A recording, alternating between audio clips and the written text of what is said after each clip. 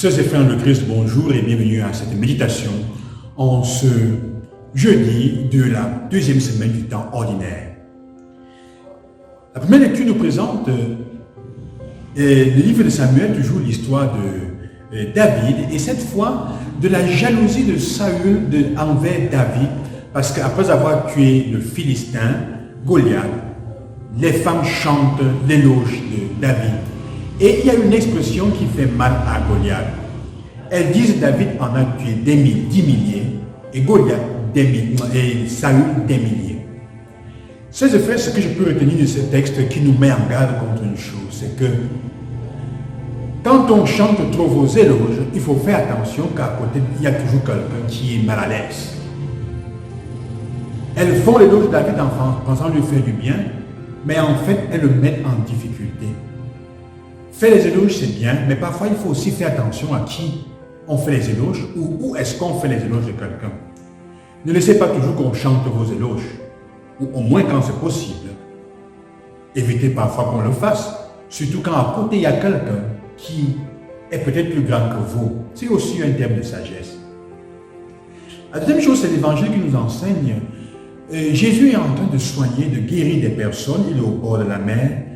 On le cherche et on veut même le toucher. Mais il y a une chose importante, c'est qu'il risque d'être écrasé parce que les gens veulent le toucher. C'est toujours un autre aspect du fait que dans la recherche du bien, les gens peuvent vous faire du mal en pensant vous faire du bien. Ça correspond à ce qu'on peut... C'est un résumé des deux parties, des deux textes aujourd'hui. Pourquoi? Qu'est-ce que je veux dire? Je veux dire ceci. Jésus est obligé de dire, préparez-moi une barque afin que je puisse m'éloigner, afin que les personnes ne m'écrasent pas. On se jette même sur lui.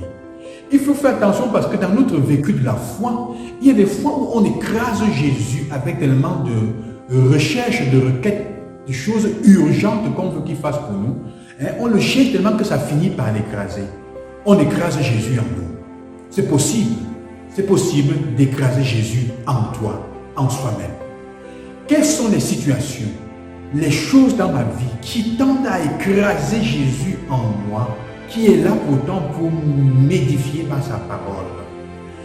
Nos besoins, une recherche matérialiste et plutôt même magique ou scaramantique parfois, on peut dire utilitaire de Jésus, utiliser Dieu, utiliser le Christ pour notre bien peut l'écraser et écraser sa présence en nous. Alors il faut se donner un temps, il faut se créer une distance, il faut se créer un espace où Jésus est sauf dans notre vie. C'est ce qu'on pourrait appeler l'espace spirituel, l'espace de la prière.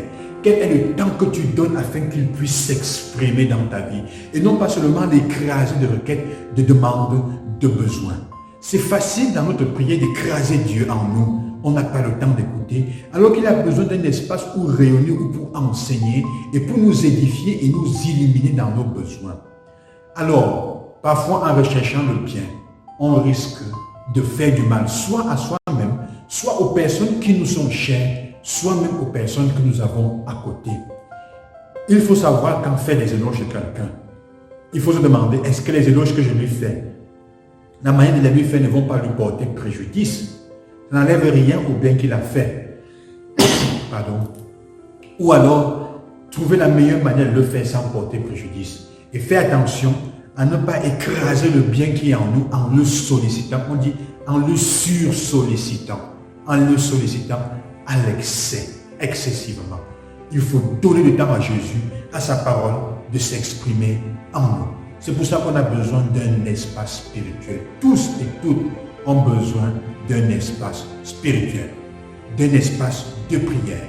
C'est normal. Demandons au Seigneur sa grâce pour nous-mêmes chacun, pour chacune de nous, pour chacun de nos frères et sœurs, les deux choses ensemble, et de ne pas toujours, je disais, laisser faire attention aux éloges qu'on vous fait.